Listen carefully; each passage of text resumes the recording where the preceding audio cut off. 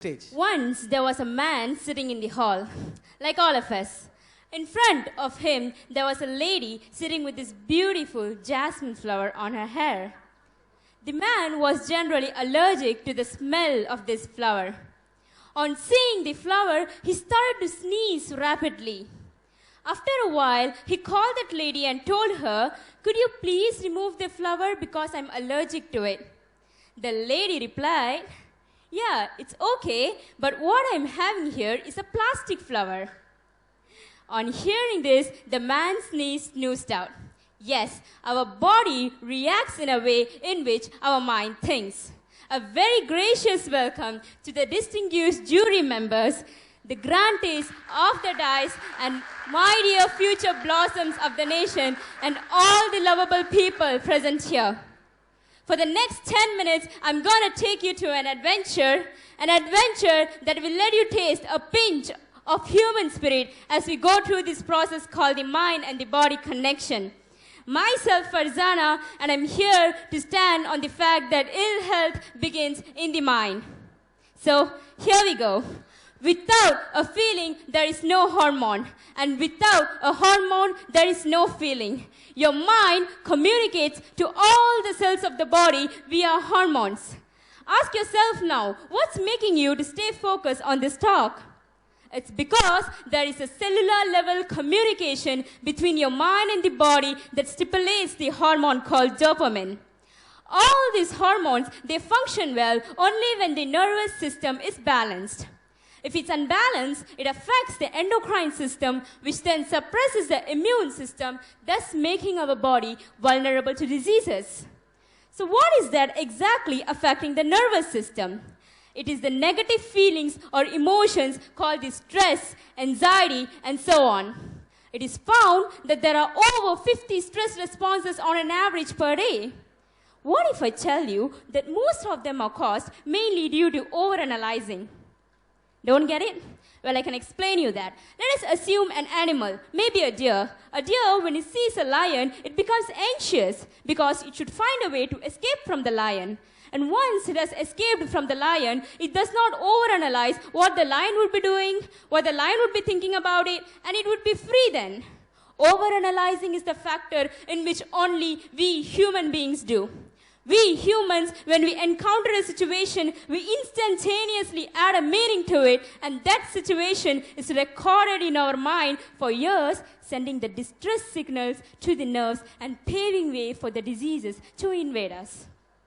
Have you guys ever asked yourself, why is that so you're not able to feel the pain of an accident that has occurred before 2 years, but you can still feel the pain in your memory even after 20 or 30 years? Why is that so? It's because throughout your lifetime, your body undergoes enormous changes, but the thought which is dumped in there in your mind remains the same. We all believe that it is a situation that makes us to experience these negative emotions. What if I tell you a big no? No, it is not the situation at all, it's the reaction in which you give towards that situation that matters. Let us have an example in which we all are familiar of. Maybe in our college we have this habit of forming gangs, right? Yes? What happens when a new member wants to join in your gang? You may like that person, but a friend of yours may not like that person very much. Here, the situation is the same, but the reaction in which you give towards the person changes.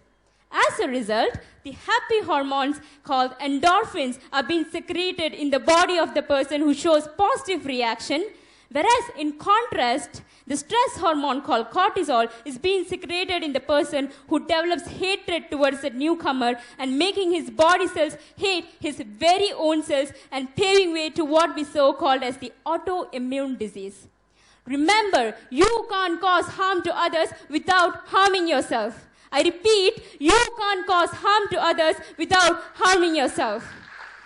So all in all, how do we actually maintain a balance in our nervous system? How do we bring our body back into a normal state? Yes, you should have a good social and emotional life. Be connected. It is found that the people who are lonely develop twice as much as diseases than the people who have strong relationships. If I say, I want to dominate, the D will lead to disease. If I say, I want harmony, that H will lead to healthy life and happiness.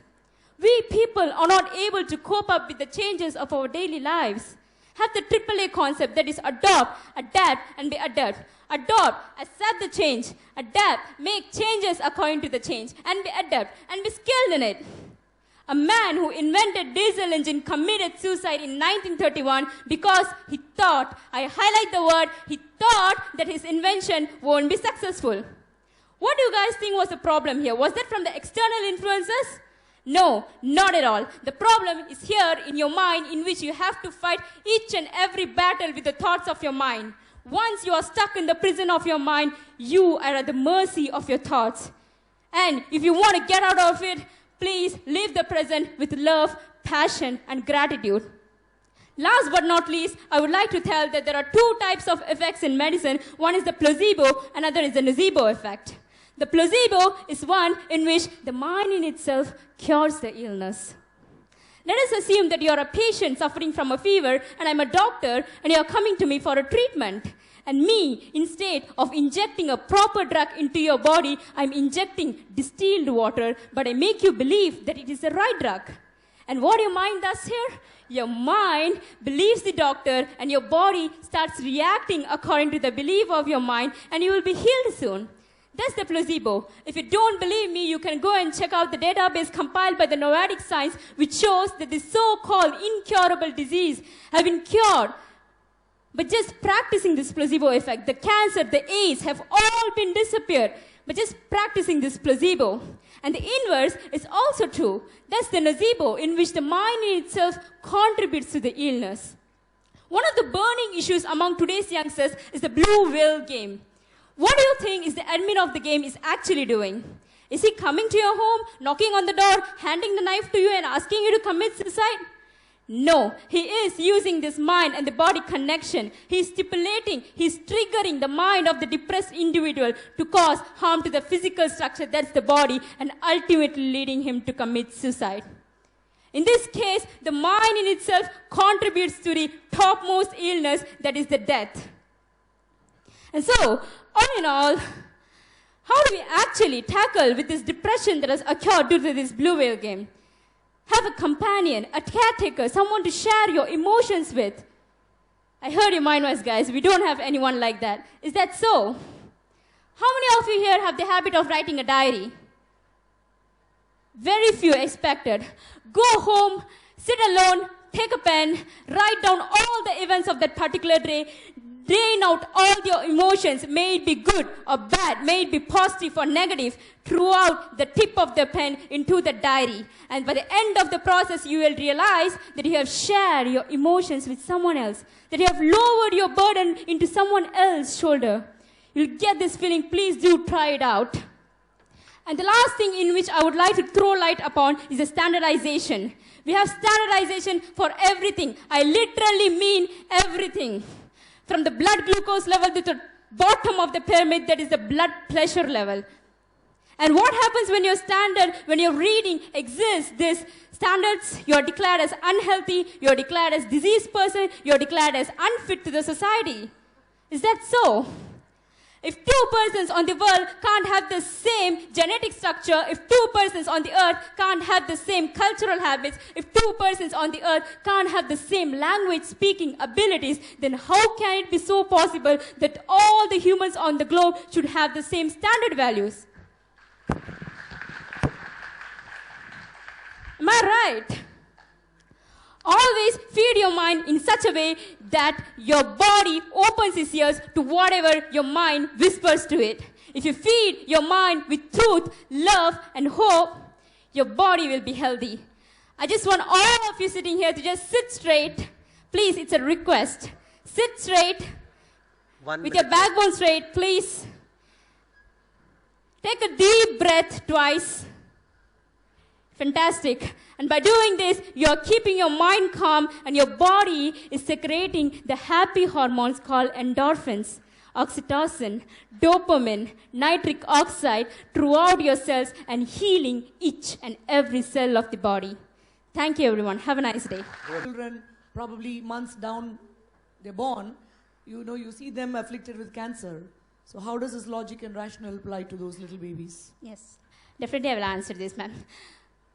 I'm not trying to tell this that all the diseases can be cured by this placebo effect. It's just I'm trying to highlight this that 97% of the long-term or the short-term diseases can be cured by practicing this. That means if you, for example, ma'am, if you have an accident now, obviously you will call the hospital and you will go to the hospital to get the treatment. At that time, you need that surgery. It's the modern medicine. But other than that, we can use this so-called Unani, Ayurvedic, homeopathy. All that are our cultural habits of medicine. So we can just use that to cure this kind of illness. And as I highlighted, the database compiled by the Novatic Science, it shows that the cancers, stage 4 cancers, they have all been cured by just practicing this placebo effect. So it's a preferable method for that 97% of the diseases, ma'am. Thank you, everyone.